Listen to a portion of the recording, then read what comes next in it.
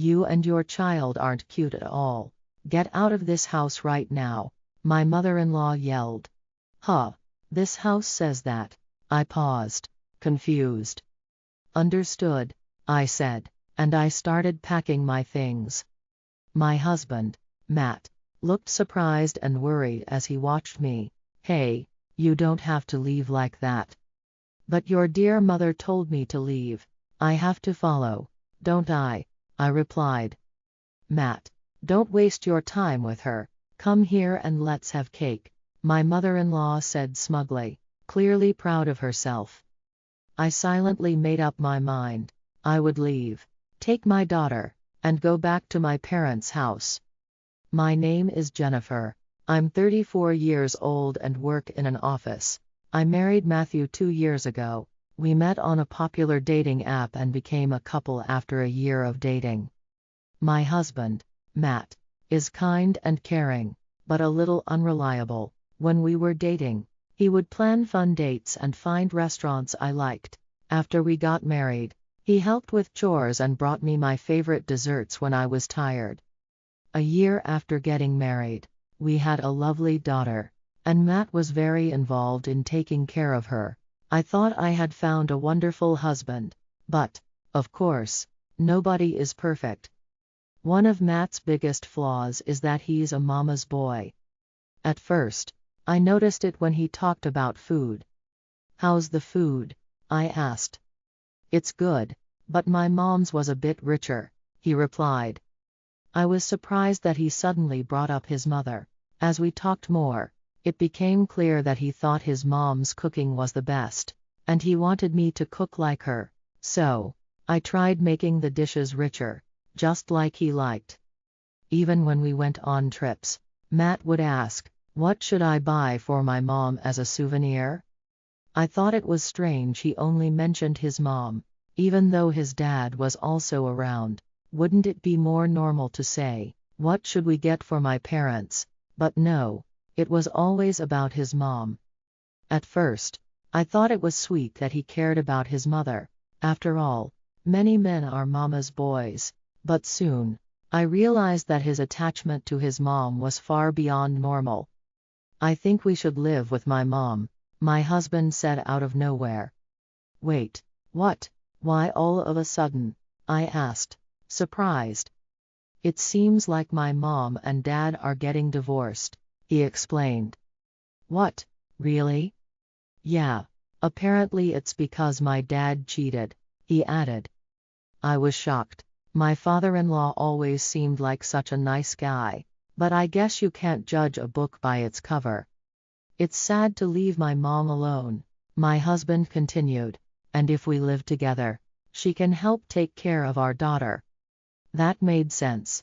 I was on parental leave, and with my mother-in-law's help, I could return to work sooner, but I was also a bit worried. My mother-in-law liked me, but would we get along if we lived together? I shared my concerns with my husband, and he reassured me, don't worry, it'll be fine. My mom was praising you, Jennifer. Hearing that made me feel better, and I thought maybe we could get along living together. However, I quickly realized how naive I had been. When my mother-in-law moved into our apartment, her attitude completely changed. She suddenly started being rude.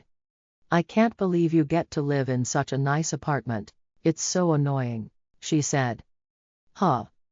Don't forget that you have this life thanks to my son, she yelled. I didn't understand why she was so angry, but I quietly replied, well, Matthew works hard and helps with chores, so I'm grateful.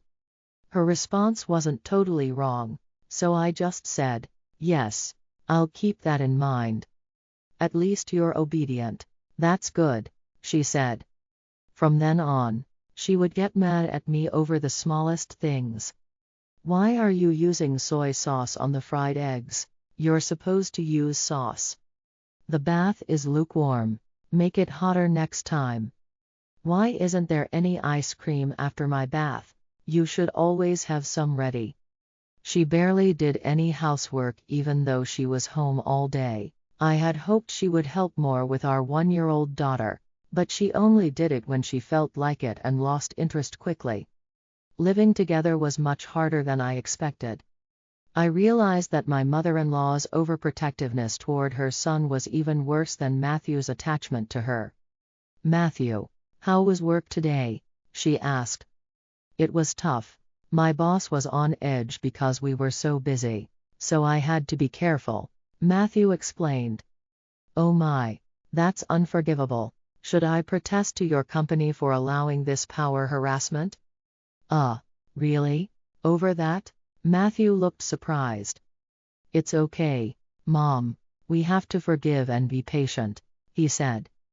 "Oh, what a kind child you are. Just like an angel," she exclaimed.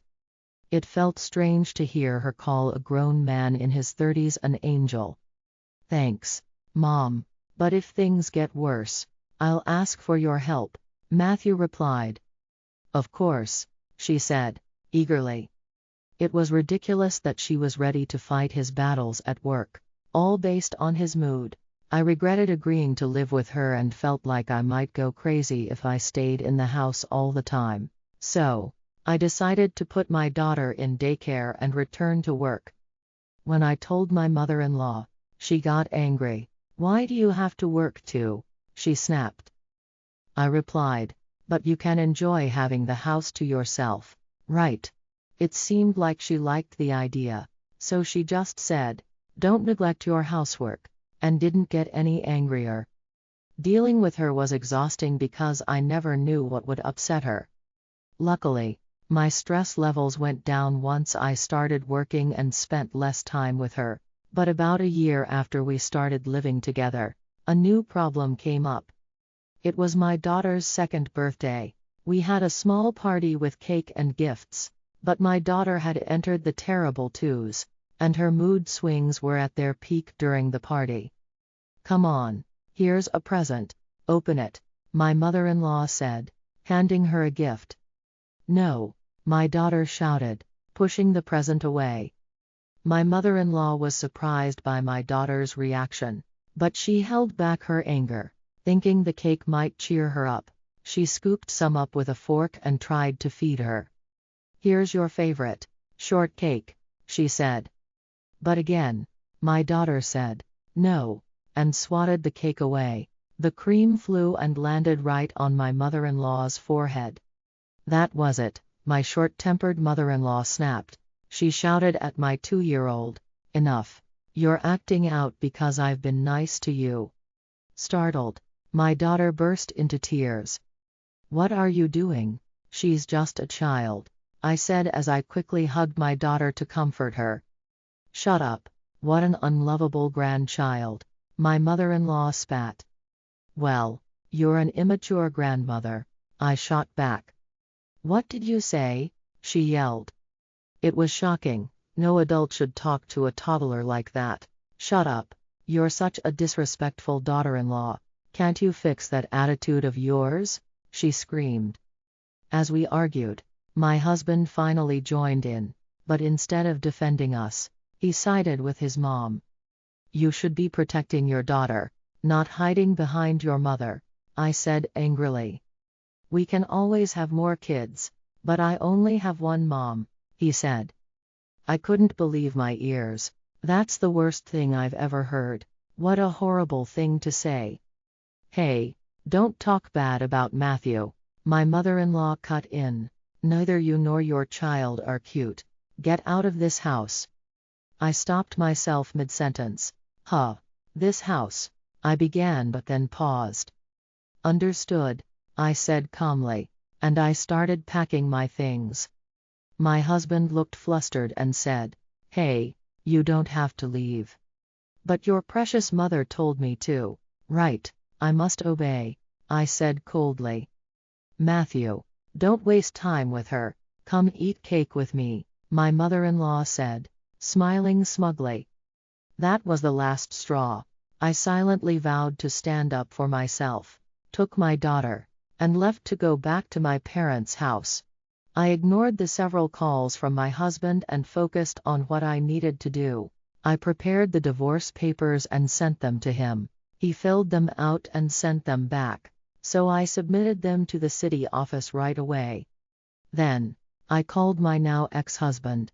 I submitted the divorce papers, so thanks for filling them out. Yeah, so me and my mom can keep living in this apartment. Right, you left on your own, he said. Sure, as long as you pay the rent, I replied. Of course, this was the apartment you rented, so I was worried when you left, but I figured I just need to change the lease to my name. Thanks for providing a comfortable place for me and my mom. I'm glad it worked out, I said. By the way, how much is the rent? Well, let's say about 150,000 yen, I said. What? What are you talking about? Tell me the actual rent. Don't joke around, he snapped. I'm not joking. That's because I'm the owner of the apartment. What? We talked about it when we got married. Remember? I made a lot of money in stocks a while ago and bought this apartment. You must have just assumed it was a rental. Matthew went quiet, clearly shocked. If you can't afford the 150,000 yen rent, I'll just sell the place. The apartment will sell quickly. Wait. If you sell it, where will my mom and I live? I don't care. You better leave quickly, or I'll report you to the management company. With that, I hung up, blocked his number, and later demanded child support through my lawyer. According to the lawyer, Jennifer's ex-husband looked tired and worn out. It must be hard for him, both mentally and financially, to pay child support while also supporting his mother. His mother even came with him to the negotiations, and the two of them spent the whole time blaming each other. It's your fault, they kept saying. Their close relationship, which had seemed so annoying before, fell apart quickly when they lost their comfortable lifestyle. Maybe their bond wasn't as strong as it seemed, but that wasn't Jennifer's problem anymore. On the other hand, Jennifer sold the apartment for a surprisingly high price. She saved all the money for her daughter's future and now works hard while living with her parents. She hopes to find love again someday, but for now, her main focus is earning as much as she can for her daughter. She also promises herself not to be overbearing or intrusive in her daughter's life, like her former mother-in-law had been. Thank you for watching. If you enjoyed this, please subscribe to the channel. See you in the next video.